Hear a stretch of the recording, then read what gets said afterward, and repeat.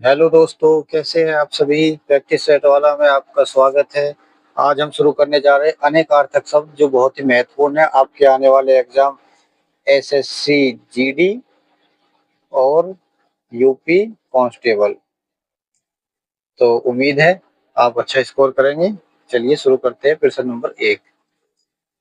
निम्नलिखित में नाग का अनेकार्थी शब्द कौन सा है। नाग का अनेकार्थी शब्द आपको बताना है। तो ये आपका हो जाएगा ऑप्शन डी। क्या? हाथी। और क्या होते हैं इसके? और नाग का हो जाएगा आपका पर्वत, बादल और आपका सांप।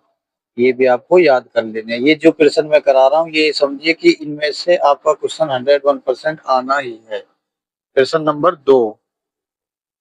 स्त्री का अर्थ बताइए इनमें से कौन सा है। अंगार, अंगना, ओगन, अंगजा।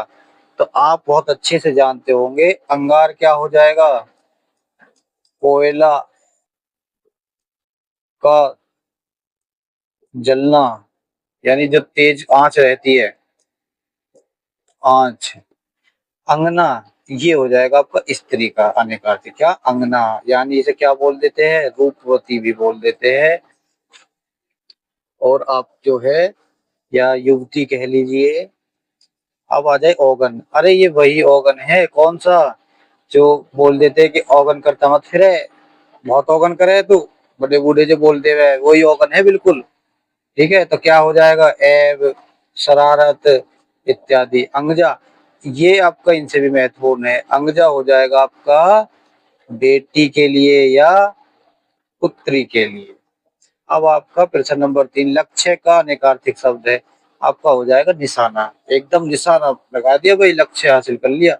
काव्य की शोभा बढ़ाने वाले धर्मों को अलंकार कहते हैं। तो प्रयुक्त धर्म शब्द का क्या अर्थ है? भाई धर्म की बात हो रही है तो धर्म का हो जाएगा आपका गुण। यानी क्या गुण है इसमें। प्रश्न नंबर 5। स्वर्ग, पृथ्वी, हिरण किस शब्द के अनेकार्थी है? तो ये आपके हो जाएंगे गो। ठीक है भाई, किसके हो जाएंगे? गो के। मूक का मूक का अनेकार्थक शब्द कौन सा नहीं है? मूक। मूक मतलब चुप रहने वाला। यानी गूंगा भी हो जाएगा, चुप भी, विवश भी। कौन सा नहीं है पूछा है तो क्या हो जाएगा आपका? शांत। क्योंकि शांत है इसका मतलब ये नहीं है कि वह गूंगा है। मूक और वाचाल बोलने वाला, मूक, गूंगा। फिर से नंबर 7। चंद्रमा तथा ब्राह्मण के लिए एक शब्द है। भाई ये तो पूछा ही जाएगा बिल्कुल, एकदम मान लीजिए। चंद्रमा तथा पृथ्वी के लिए भाई ये हो गया द्विज। क्या हो गया? द्विज। अब इसके अगर और भी है तो कौन सा है? हो जाएगा पक्षी, दांत और आपका गणेश जी के लिए भी हो जाता है द्विज का प्रयोग। ठीक है भाई। एक दंत दयावंत जो उनका हम सुनते हैं आरती गणेश जी की, उसमें भी इसका प्रयोग है। प्रश्न नंबर 8। अंक का अनेकार्थक शब्द कौन से विकल्प में है? अंक। अंक के तो बहुत होते हैं भाई। संख्या भी होता है, गोद भी होता है। जब माँ अपने पुत्र को अंक में भर लिया, गोद में भर लिया। प्रश्न नंबर 9। ऐसना। ऐसना एक अभिलाषा ही होती है।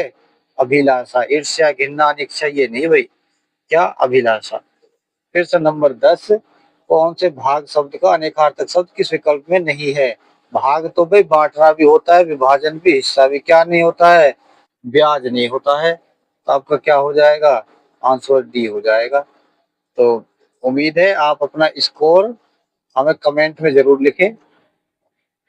और ये आपके एसएससी जीडी और यूपी कांस्टेबल के लिए बहुत महत्वपूर्ण है। और जो मैंने प्रैक्टिस सेट करा रखे है, हिंदी के प्ले लिस्ट है हमारी, उसमें से आप हिंदी के प्रैक्टिस सेट कर लीजिए। मैं आपको बताता हूँ, आप अगर यूपी का देंगे तो 37 में से 35, और अगर ये देंगे तो आपके इसमें 20 में से कम 18 से 19 क्वेश्चन आप ठीक कर देंगे। मिलते हैं अगले फ्लैट में। धन्यवाद बहुत बहुत।